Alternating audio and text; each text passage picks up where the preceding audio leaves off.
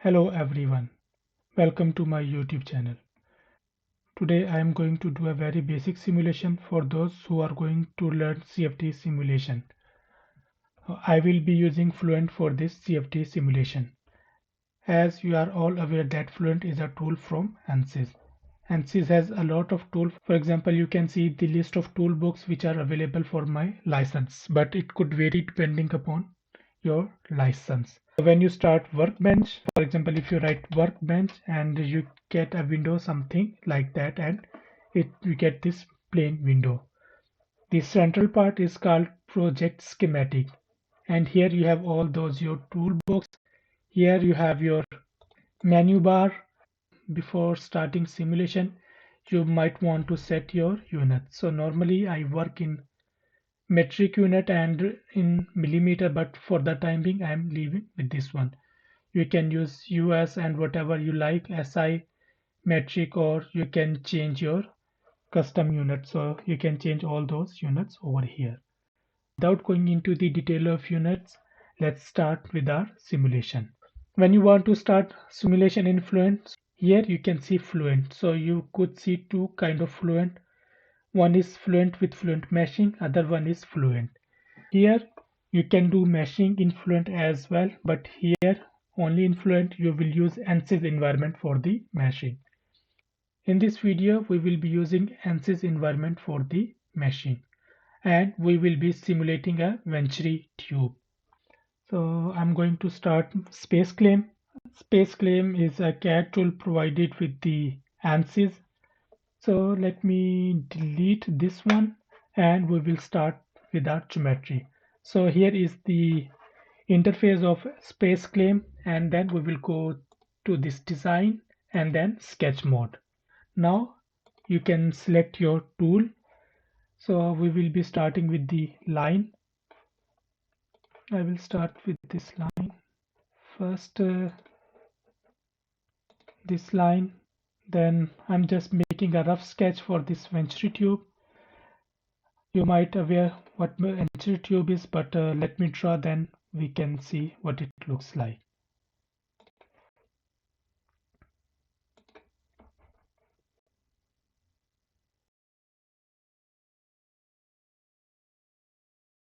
Venturi tube, you might know that it is used to measure the flow rate. Here is the Venturi tube. Let's define our dimension. Here are dimensions.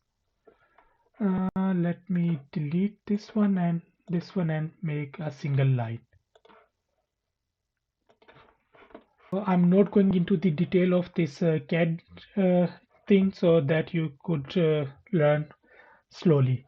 But here these are line tool that I was using, and here this tool is used to remove a line. So for example here trim, if I click this one, it will trim this line. So coming back and here. Now let's define dimension. Here are dimensions, so I'm using this smart dimension tool. So I know those dimensions. This one is 10 millimeter. This one is also 10 millimeter. From here till here should be 2.5 millimeter, and this length I am taking up to 50 millimeter. Okay, before that let's increase this one. I don't know, let's call 150 millimeter. Okay, and this length is also 2.5 millimeter, and the angle of this line I want to have an angle of this one of 7 degree, and the angle of this one I want to have 12 degree, and that's fine. Let me increase this one a little bit, 200. No, this one is not 50 but 12, but 50. Okay, so we have set all entire geometry. Let me increase this one a little bit to 50 because I want to have here bigger length so that we could have fully developed flow. We have made our sketch. Now we will go to sketch mode. To go sketch mode in SpaceClaim, you click on this icon or you can press D. So now we are in sketch mode, and here we have a 2D sketch. We can convert this 2D sketch into a 3D sketch. For that, use this pull tool, select the surface, and we want to rotate this surface. We want to rotate along this axis. Now we got our geometry. So that's how our venturi tube look like, and we want to simulate this one. And actually we want to simulate half of this one because the flow rate would be similar. So let's create a plane and cut this geometry half. So for plane you will go into design. Here is the plane, and you will move your mouse and it will create 3 planes along these 3 axes. So we don't need this plane, and we also don't need this plane. We want to cut this geometry in 2 halves. To cut this geometry in half, we use this split body. When you click this split body, this icon will appear. You will select your geometry. Then this cutter or whatever you can call this icon will appear, and you will select the surface by using you want to cut. So I will click over here, and now it has split our geometry into 2 halves. With this one, you can delete this half, one of the half, but you don't need to. And you can press escape, and you have created 2 halves. From here you can hide, and for example we want to simulate only 1 half of the geometry. What you would do, you will go over here, right click, and you would say press for physics.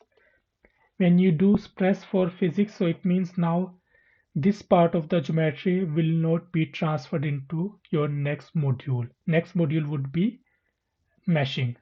You can press for physics into the next part as well, but I am doing over here. We have got our geometry. Here would be our inlet, and here would be our outlet. So let's close this one.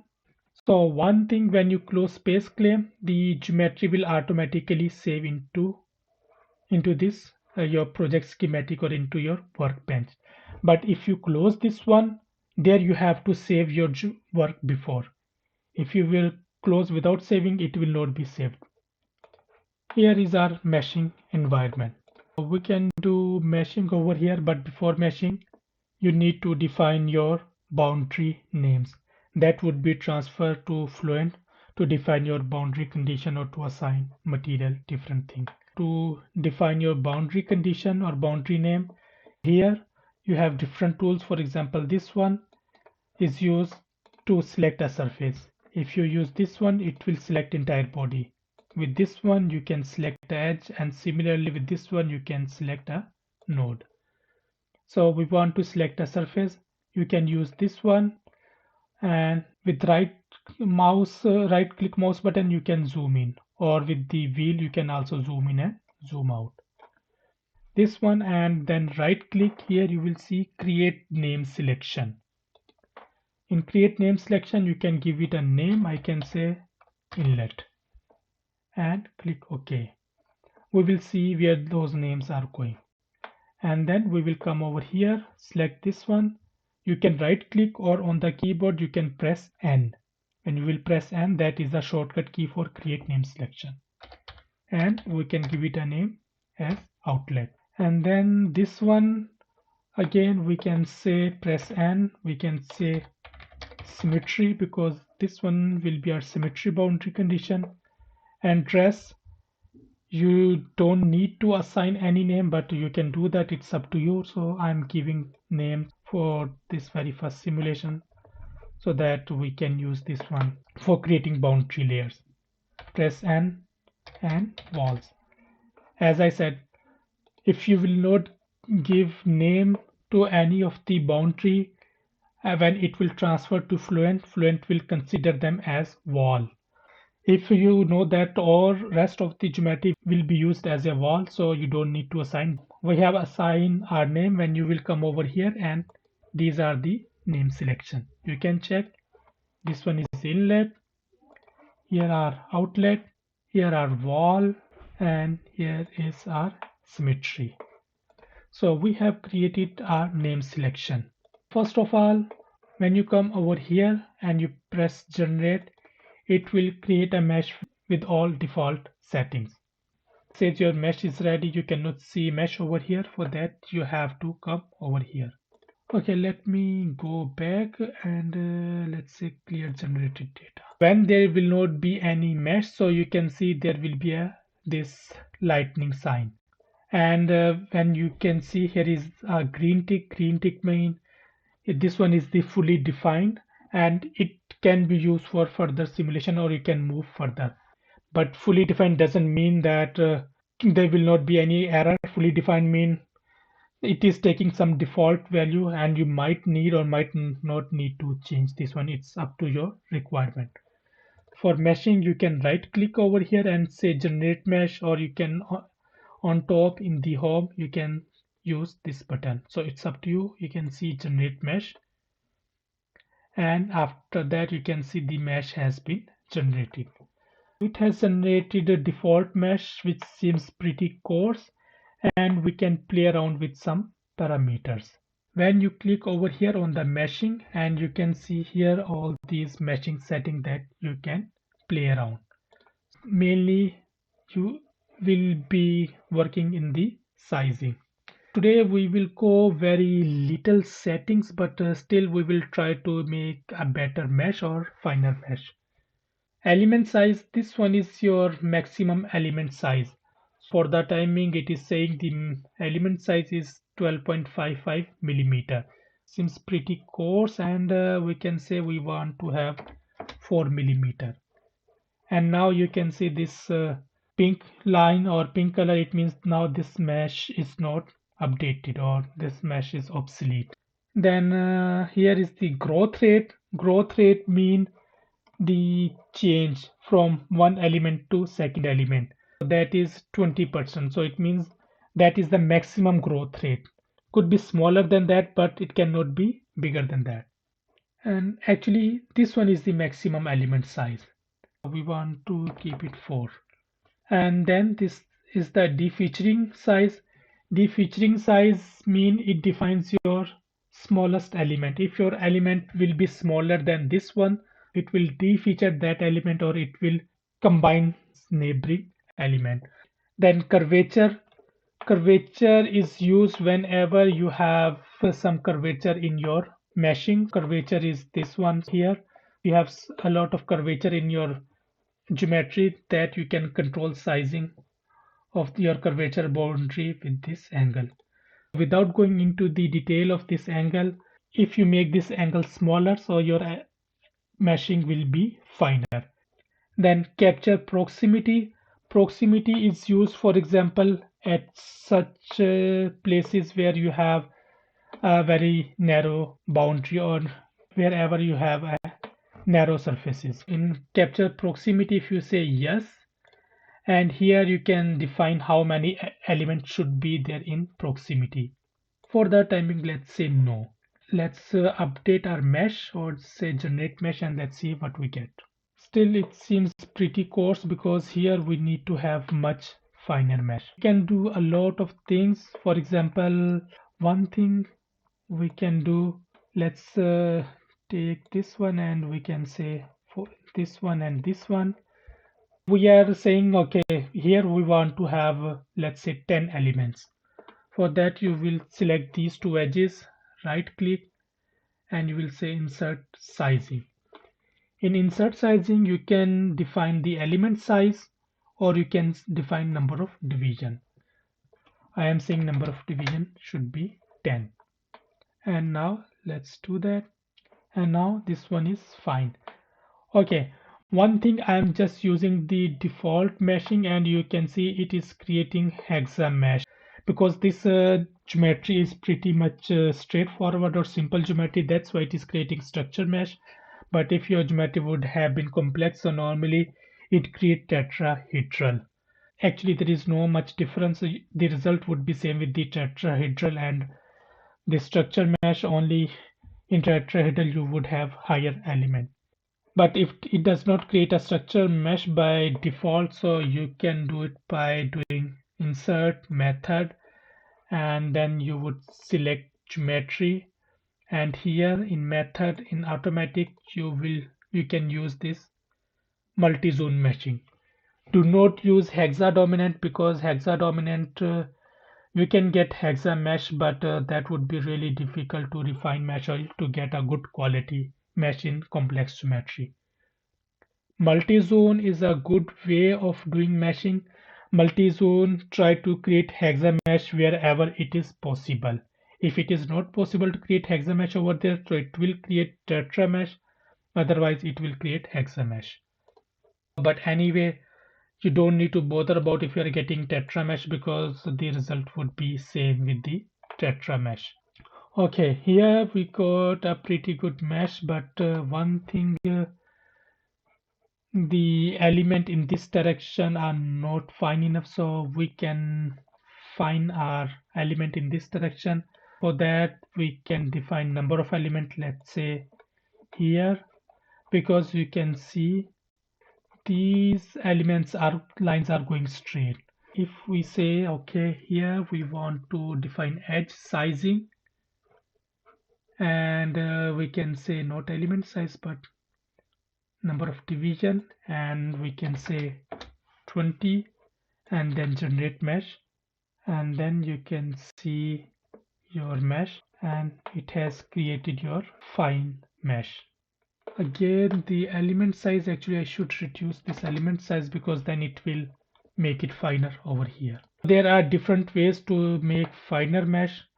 Still I'm not satisfied because here the elements are quite far from each other. These two also, let's do sizing, and here I also say 20 element. This one and this one, again sizing, and here I say 35, and then generate mesh, and our mesh has been generated. 20 and 30 doesn't look that fine, so let's make it 30, and this one let's make it 50, and generate mesh. So you have to play around with the elements so that you can get your required mesh. Now it looks fine. Okay, we have created mesh, it looks fine. Now one thing, we have to create a boundary layers. For this simulation I am not calculating the height of the first boundary cell, that I will cover in some other video, but for this demonstration I'm just creating 5 boundary layer, or let's create 7 boundary layers. To create boundary layer, you will right click on this mesh, insert, and here you will see inflation. In inflation you have to do 2 things. On top you have to select geometry. So here you will select your geometry on which you want to create your boundary layer. We'll select this boundary, I will say apply. Now geometry has been selected. One thing, you can do your selection in 2 ways. One is geometry selection, that what I did over here, and if you do drop down here you can see name selection. Here boundary, in boundary you have to select the walls where you want to create your inflation layer or boundary layers. That should be along this outside wall. Either you can select all these walls over here, let's me do that, and with control you can select all these walls and you can click apply. It has selected 5 face. It will create boundary layers on this one. That's how you do geometry selection. Or you can do name selection. For name selection, you click over here in drop down menu, you will see name selection, and in name selection all these names will appear over here, and here you can find your wall, and the walls are selected. That's why you do name selection. Name selection is pretty handy for defining different parameter over here. And here I am saying maximum layers, I am saying 7, and I'm not changing anything else, and I would say generate. As I said, this one is just the demonstration for very first simulation, and we are changing parameter minimal. And when you check mesh, okay, now it has converted this mesh into tetrahedral because it realized that with the hexamesh it won't be possible to have boundary layers. Ansys has converted automatically into tetramesh, but that's fine. As I said before, tetramesh is pretty fine, you don't need to worry about. So now we have mesh over here, and whenever you did your meshing you always check your element. Here I have 250,000 elements, so you also have to make sure that if your element are too much, so you can see, okay, you can check where you need a finer mesh or where you need a coarser mesh. For example, here at this region I don't need a finer mesh, but for the time being I can work with that. That's perfectly fine. Once you have your meshing, you can close your meshing, and sometime you don't see a green tick. For that you will come over here and you will say update, and after update your meshing will be here. Your meshing has been updated. You can go all these one by one.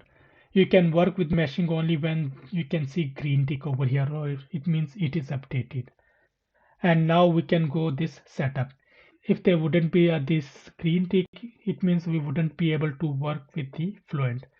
So here we will go to setup, double click over here, and I am going to use double precision. Double precision, you might be aware that it has to do up to how many decimal you want to have your accuracy. And process, it depends on your computational power. I would use 8. I have 8, so I will say now start.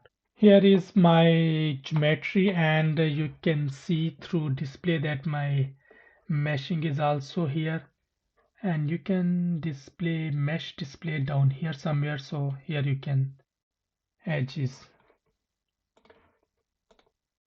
with edges you can come down over here on mesh. When you double click over here on mesh, and you can display your edges, you can select here, you can see your mesh. You don't need to display, but I just did to show you over here. Anyway, here is the interface of your Fluent. So in Fluent you always start from top and you go towards bottom to define everything. First of all, here are general settings, pressure based and density based. For the time we will stick to the pressure based. Then time, steady or transient, we are doing steady state simulation, and velocity formulation absolute or relative, so we will be using absolute. Then gravity, if you want to define gravity, here is gravity. For example, if you want to define gravity in y direction, we'll define here in y direction minus 9.81, because minus y will be in this direction. For the timing, let's keep it 0. Now in setup, we will first go to the journal. So journal is over here. Then we will click on this plus sign. Here are different models. In model, you can select your physics type. So what you want to solve. Do you have multi-phase flow? Do you have energy equation, viscous, radiation, heat exchanger, species? So what kind of simulation you are doing? I normally work with the battery flow, multi-phase flow, energy equation, and this one is the laminar or turbulent that you always be using. In viscous, so here you have different model. In viscous model, laminar, k epsilon, k omega, and for the timing I will be sticking with the k omega SST.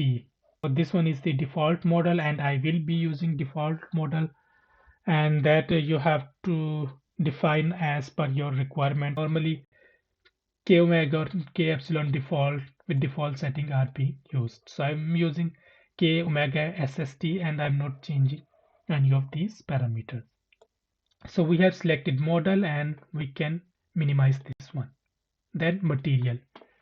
In material, by default you have two types of material, solid and fluid. In fluid, if you will expand, you will see air, and in solid you will always see aluminium. These two material will always be available over here. Here we want to simulate, or we want to see the flow field. For that we will be using water as a fluid. That you can do in two ways. First, let's see, on fluid you will do right click and you will say new. In new you can go into the Fluent database. Here is the Fluent database, and in Fluent database you have a lot of material that you can choose from. Here is the material type, fluid or solid. We will be working with the fluid. You will go down and you can see water liquid. Here is also water vapor, but we will be using water liquid. And I will say copy and then close. That's how you can do that. Alternatively, for example, here is air. You can double click on air and you can change its name and you can change its properties. And the properties which are available over here, it really depends what kind of model you are simulating. For example, now we have only density and viscosity. Just to show you, let's go over here and let's say we have energy equation. And energy equation, we will say okay. Now if you will go to material, now you can see thermal conductivity and viscosity. Sorry, thermal conductivity and CP are also available. Whenever you activate an equation, the corresponding parameter will appear automatically. Let me switch off this one again. We don't need this one. And in water we have density and viscosity. It's water vapor, sorry, needed water liquid. So then we can change over here. Instead of going, density of water is normally 1000 and viscosity, I think it is somewhere in this range. Change create, yes. Okay, that it is saying this one is alright. Change create, yes. Close. Now we have created water liquid. We have gone through model, material, then we will go to cell zone. Cell zone is actually your geometry.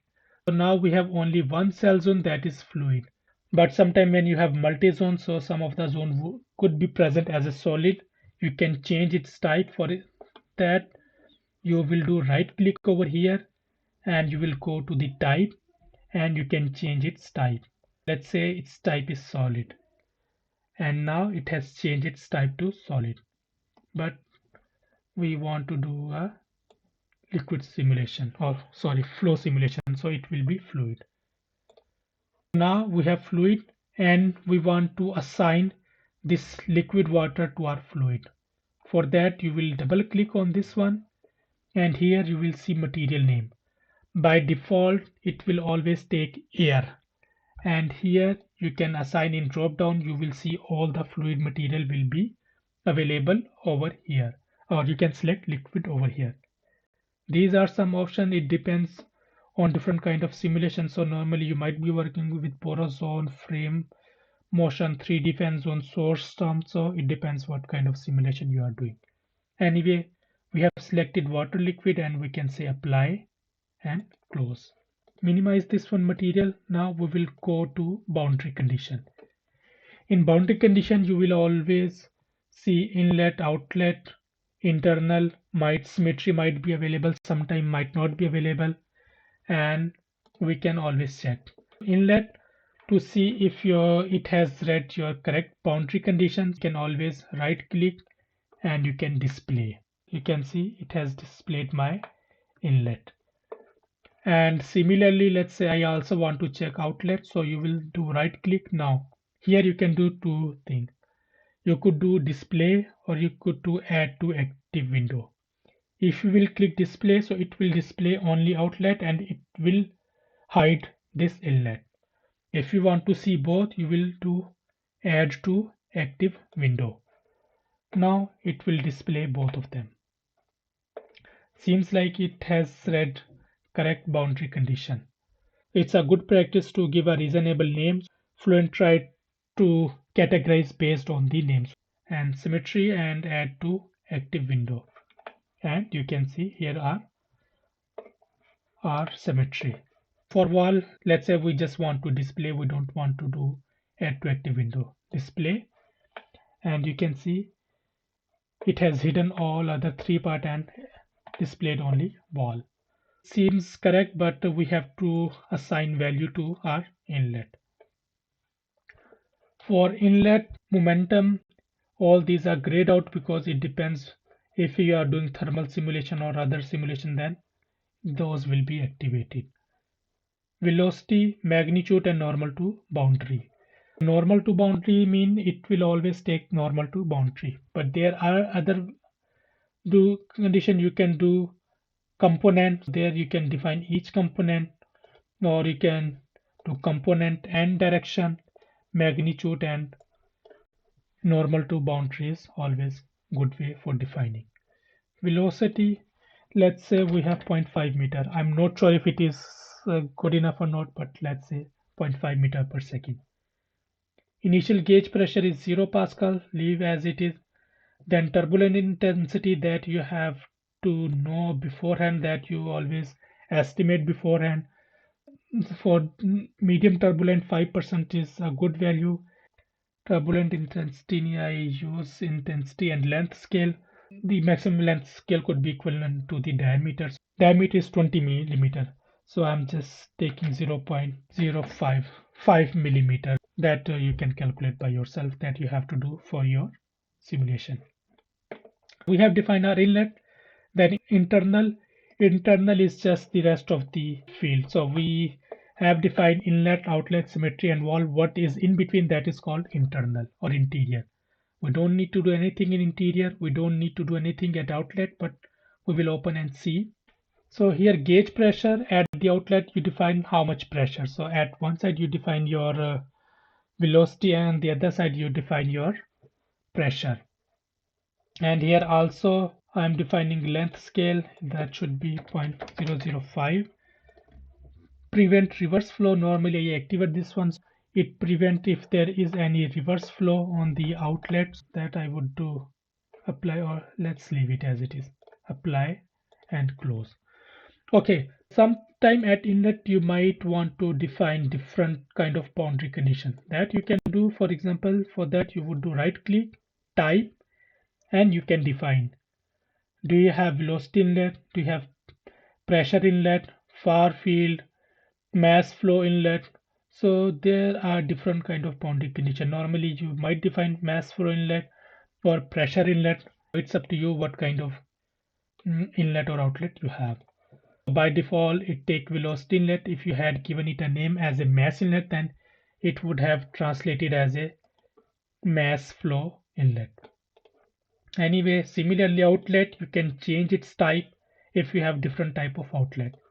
Similarly, you can change this symmetry to wall if you would like, but that is a symmetry. So we have defined these, and we will close this one. Name expression, we are not going into the detail at this stage, but I have a separate series on the name expression. You can watch if you are interested over there. Then here are methods. In method, you define what kind of scheme you are going to use. You have simple, simplex, piezo and couple. That you should know by yourself from your theory class. You can use couple. Couple is normally slower, but it gives better result. The different is not so much, but that you should know by yourself from theory. So let's go with simple. These are different algorithms to solve the Navier-Stokes equation. Then here what kind of scheme you want to use, first order, second order. By default all these are second order, and second order gives better result, but they are less stable. Sometimes when you are not getting your solution, you can start with your first order scheme. When you got your result with the first order scheme, then you can convert into second order and you can run your simulation further and you can get your result. It means first order could be used to calculate as a intermediate result. Then in control, here is the relaxation factor. So relaxation factor is also how fast you want your solution to proceed, or how reliable your solution by the end of each iteration is. These are default value. If your solution is diverging, you can reduce these relaxation factor. Then here are report definition. Report definition is used to, let me define one report quickly, but I am not going into the detail. For that I have a separate series that you can check. Let's say during simulation we want to check how the pressure at the inlet is changing. For that I am saying total pressure. I am creating its plot. I am saying inlet pressure, and I want to calculate at the inlet. As I said, for detail you can check that series, but here I am created one report. Soon you will know what this report definition is doing. Then in monitor you have residual. In residual you define your solution criteria. For continuity, for all these ones by default is 1 raised per minus 3, but you can change it if it is needed. I'm leaving it as it is, and okay. Report file and report plot, for that I already said you can check my report definition series. Once you have done your report definition, your monitor residual, you have set your residual, then you will go to initialize. Initialize, you can do standard initialization, hybrid initialization. There is not so much difference in steady state simulation. In transit it matters a lot. Here are your parameter for which will be used to initialize your solution. So I will do initialize, standard initialization. It has initialized this simulation. Then you will go to the run calculation. In run calculation you will define your number of iteration. Let's say we want to calculate for 100 iteration, and let's see if it will converge into 100 iteration. After that you will click calculate, and after that your solution will start. Here is your residual. Our residual is -3. That you can also check at console. Your residual is changing over here. Here you can see 50% is a backflow. It means there is a flow which is coming back inside. You will get backflow when your outlet is very close to your body, or in this case when your outlet is close to this throat. So you can do different things to avoid backflow. One, you can refine your mesh at the outlet. When you refine your mesh at the outlet, that also reduce your backflow. The other thing, you can just move your outlet little further. And we were also doing the over here that we don't want to have a backflow. So let's see if it helps prevent reverse flow. The reverse flow is too much. I'm not sure if it will be fully handle this situation. So let's do again. We have to initialize and calculate. To do both step at once, right click at run calculation and you can do initialize and calculate. We still have a lot of backflow. It is not helping. For that we have to move our outlet little further. For the timing I'm not doing that. Let's do again one thing. We can say okay, we are not doing this one, but let's run our simulation for little further. Let's increase our residual and say calculate.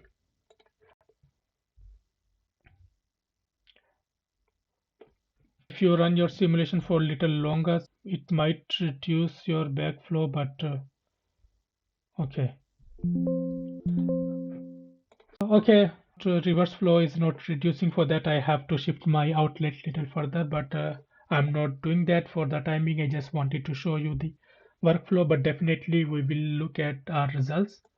For result, you can check your result in Fluent, or you can go into this CFD post.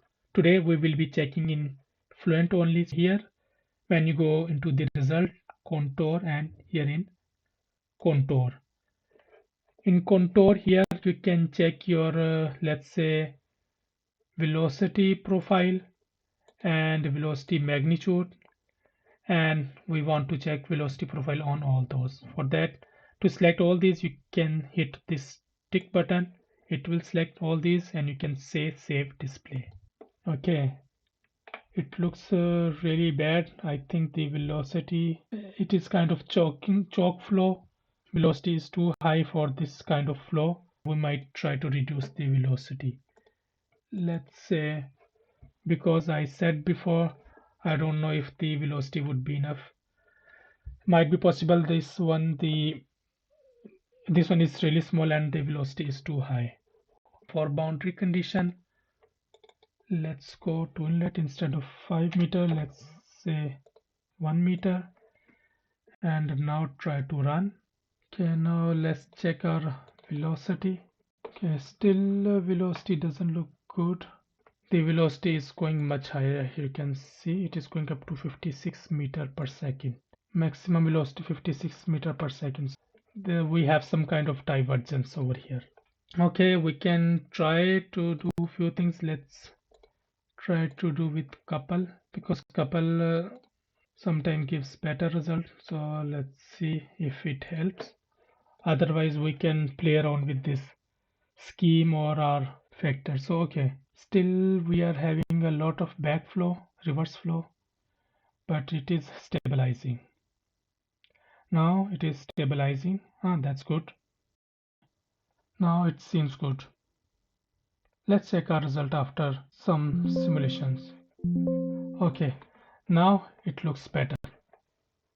Now we can see the velocity profile, so we can see the velocity is much higher over here, and here we can see 0.1 meter per second, and now we can see our pressure profile. Velocity magnitude, we want to see our pressure. Okay, yeah, that's look good. As expected, the velocity at the throat should be much higher over here. Eventually, so you measure pressure at this point, and at this point with the pressure drop, the flow rate is calculated.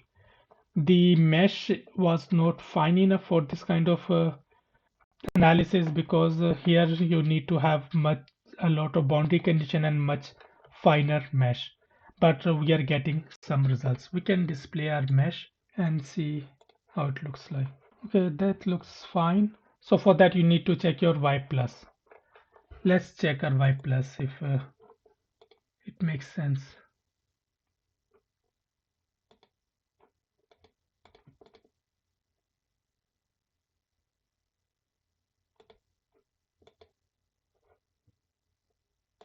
Y plus, and we want to check on the wall. Here y plus is 2.8, should be it is little higher, so it should be less than 1. You can see, so you need much finer mesh over here.